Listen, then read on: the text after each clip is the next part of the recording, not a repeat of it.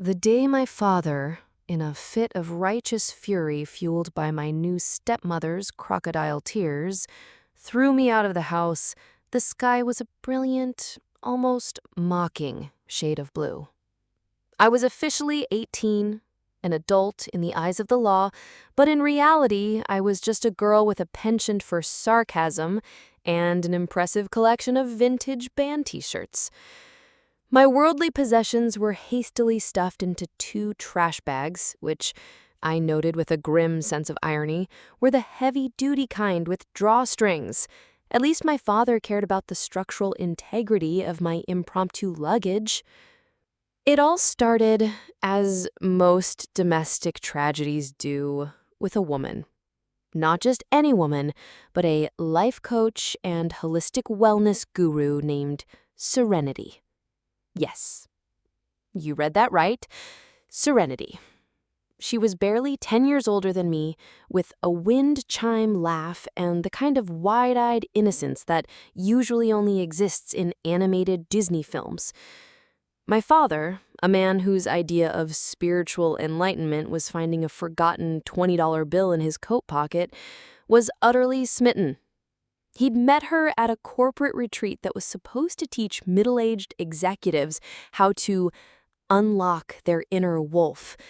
Apparently, my father's inner wolf was a lovesick puppy with a questionable taste in women. Serenity's campaign against me was a masterclass in psychological warfare. It began subtly, with misplaced car keys and accidental laundry mishaps that turned all my white clothes a delicate shade of pink. "Oh, you silly girl," she'd trill, her voice dripping with saccharine sweetness. "You must have left a red sock in with the whites. It happens to the best of us." It didn't, of course. I hadn't owned a red sock since I was 5. Then came the whispers to my father, hushed conversations that would abruptly stop the moment I entered the room. I'd catch snippets. Rebellious phase, needs boundaries, negative energy, all delivered with a look of deep, soulful concern. The final act was a piece of theatrical genius. Serenity accused me of stealing her aura-cleansing crystals. These weren't just any crystals, mind you. These were ethically sourced, moon-charged, and personally blessed by a shaman in a yurt crystals. They were also, according to her, priceless. I had, in fact, used one of the larger, pointier ones as a doorstop, but that was beside the point. "She's jealous of our connection, David," she'd sobbed, her body trembling with manufactured grief. "She's trying to sever our spiritual bond." My father, a man who once argued with a GPS, was a putty in her expertly manicured hands. He stood before me, his face a mask of disappointment, his jowls quivering with indignation. "I never thought. My own daughter. A thief?" he'd boomed, his voice echoing in the marble-floored hallway that Serenity had insisted on feng shuiing. "You have brought shame upon this house. You need to learn some respect." And so there I was, standing on the perfectly manicured lawn, 2 trash bags at my feet, watching my childhood home shrink in the rearview mirror of a taxi. A taxi, I might add, that I had to pay for with the last $50 to my name. As we pulled away, I could see Serenity in the doorway, her arm wrapped around my father's waist, a single triumphant tear rolling down her cheek. It was a performance worthy of an Oscar. I, on the other hand, was left to ponder the existential question of how one goes about finding a new life when their current one is contained within 2 scented garbage bags. The scent, by the way, was fresh meadow, a final, fragrant insult from the universe. I couldn't help but laugh. It was either that or cry, and I was determined not to give Serenity the satisfaction. The world had just thrown a ridiculous, crystal-powered curveball at me, and I was strangely eager to see where it would land. My life as I knew it was over, but a new, infinitely more absurd one was just beginning. My first taste of independent adult life was less empowering journey of self-discovery and more a series of unfortunate and slightly smelly events. My $50 after the taxi ride to the nearest bus station had dwindled to a measly 23. I used it to buy a ticket to the city, a place where I hoped to blend in with the other disillusioned youths and, ideally, find a job that didn't require a deep understanding of aura cleansing. The bus ride was a 4-hour ordeal next to a man who smelled faintly of boiled cabbage and insisted on showing me pictures of his prized collection of garden gnomes. By the time we arrived, I was sleep-deprived, emotionally drained, and in desperate need of a shower. My first port of call was a youth hostel that looked like it had been decorated by a colorblind anarchist. The walls were a chaotic mural of graffiti and questionable life advice, and the air hung heavy with the scent of patchouli and desperation. I was assigned a top bunk in a room with 7 other people, one of whom, a lanky Australian with a didgeridoo, informed me that the shower was more of a suggestion of a trickle. He wasn't wrong. My first night of freedom was spent listening to a symphony of snores from around the globe, my trash bags of belongings clutched tightly to my chest like a life raft in a sea of backpacking bohemians. Job hunting was an even more humbling experience. My resume, which proudly listed dog walker and amateur sarcasm expert as my key skills, didn't exactly have employers clamoring to hire me. I applied for everything from barista to bookstore clerk, my optimism slowly eroding with each polite but firm rejection. "We're looking for someone with a little more experience," they'd say, their eyes flicking down to my wrinkled band t-shirt and ripped jeans. It seemed my negative energy had followed me from the suburbs.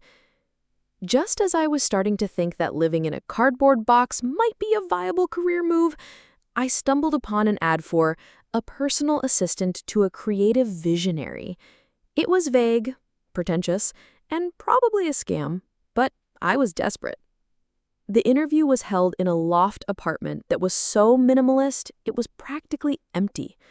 The creative visionary was a woman named Esmeralda, a towering figure with a turban, a monocle, and a voice that could curdle milk. She looked me up and down, her painted-on eyebrows raised in a permanent state of disdain. "You have a chaotic aura," she declared. "But there's a flicker of potential, and you're cheap. You're hired." My duties as Esmeralda's assistant were as bizarre as my new boss. I was tasked with everything from sourcing rare, ethically questionable ingredients for her artisanal potions to transcribing her dream journals, which were mostly just incoherent ramblings about talking squirrels and the existential dread of a misplaced sock. I spent my days running around the city on ludicrous errands, my nights falling into an exhausted sleep in my lumpy hostel bunk. It was a far cry from the life of comfort I had known, but it was also strangely liberating. For the first time, I was entirely on my own, a broke, bewildered, but surprisingly resilient adult. One evening, while brewing a particularly pungent potion for Esmeralda, the main ingredient was something called dragon's breath, which smelled suspiciously like fermented cabbage, I received a text from an unknown number. It read, "It's your father. Serenity and I are getting married. You are not invited." A picture followed, a sickeningly sweet selfie of my father and his bride-to-be, their faces aglow with what I could only assume was a combination of love and the reflection from a dozen aura-cleansing crystals. For a moment, a wave of familiar anger and sadness washed over me. But then, as I looked around the chaotic, potion-filled loft, I realized something. I was no longer that girl on the lawn with 2 trash bags. I was a personal assistant to a madwoman, a resident of a gloriously grimy hostel, and a survivor of the great crystal heist of 2025. And you know what? It was a whole lot more interesting. I typed back a simple reply. "Congratulations. I hope your inner wolves have a long and happy life together." Then I went back to my dragon's breath, a small, defiant smile on my face.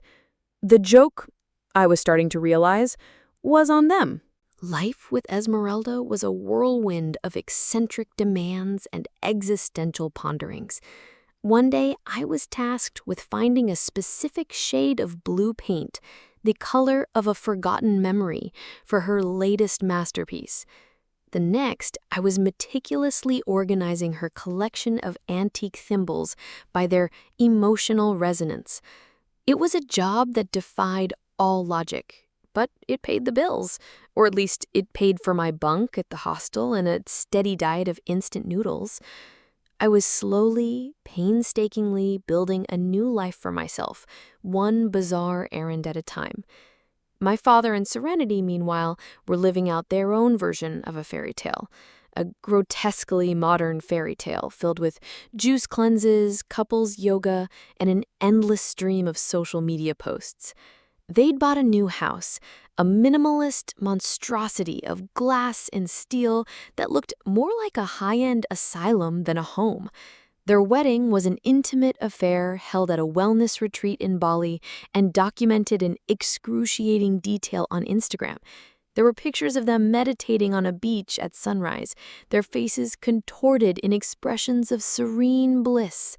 There was a video of them releasing a flock of white doves, a gesture that I found both hilariously cliché and deeply ironic given the circumstances of my own release. I'd be lying if I didn't feel a pang of something, jealousy maybe, or just a deep, abiding sense of injustice.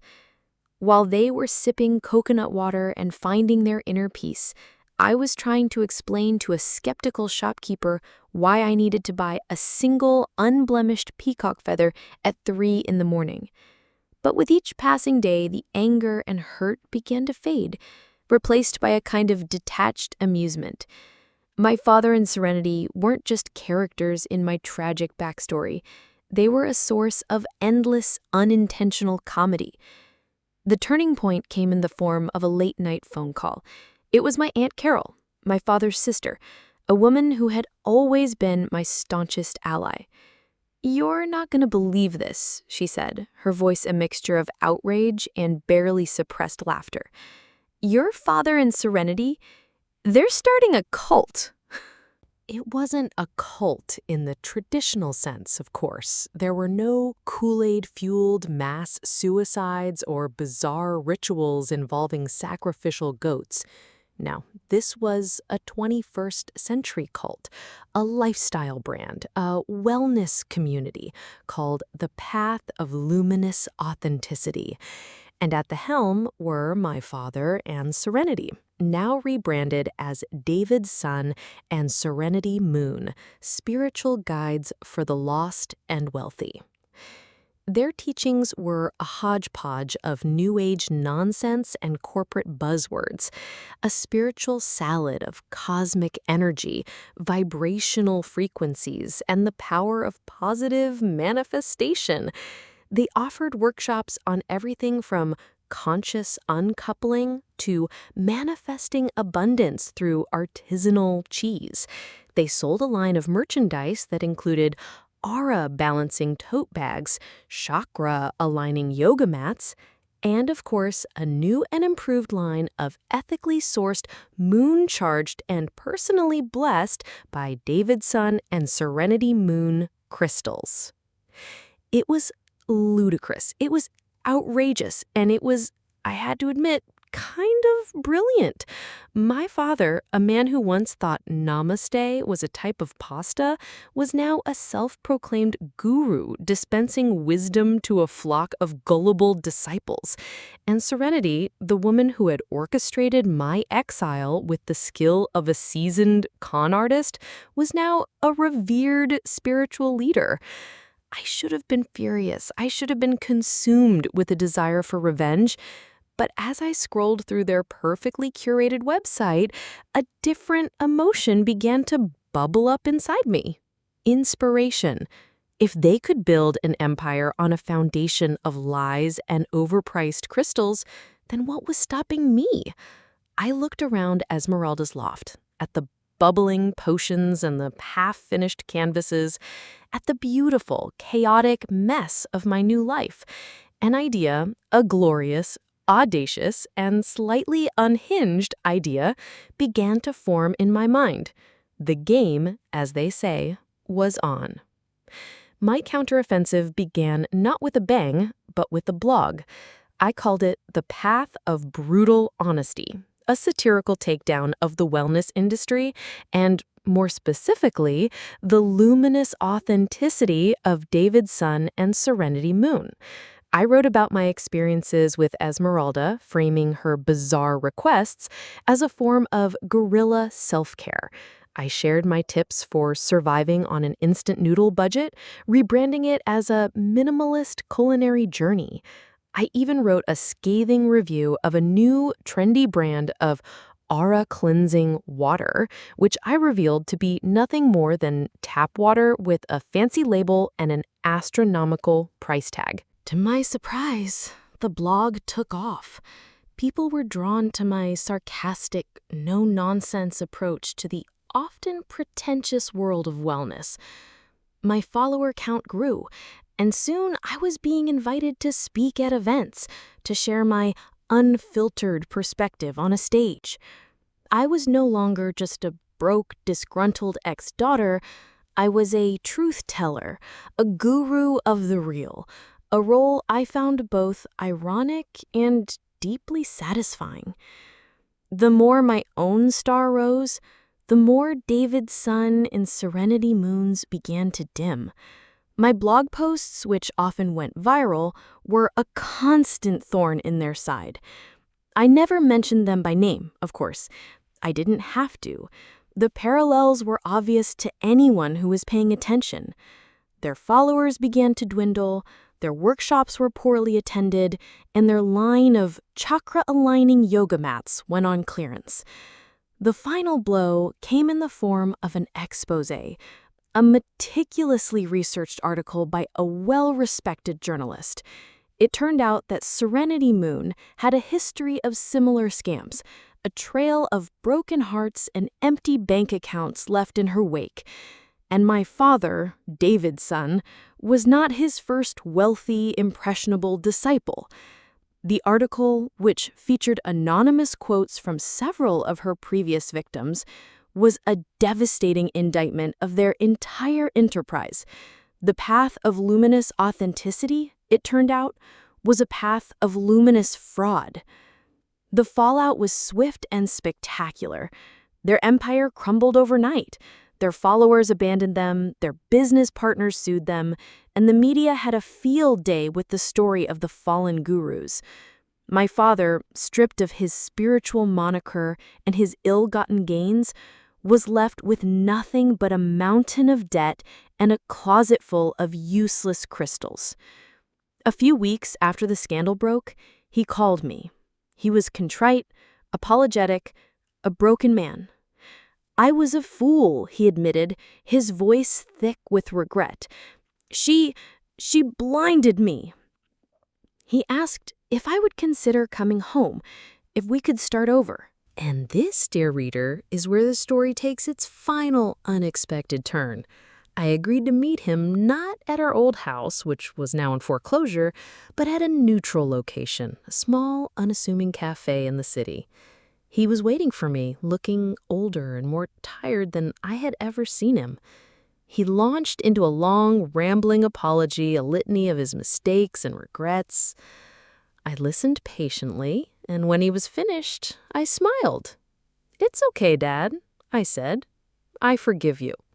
He looked at me, his eyes filled with a mixture of relief and disbelief. "You do?" "I do," I said. "In fact, I'm grateful." He frowned, confused. "Grateful? For what?"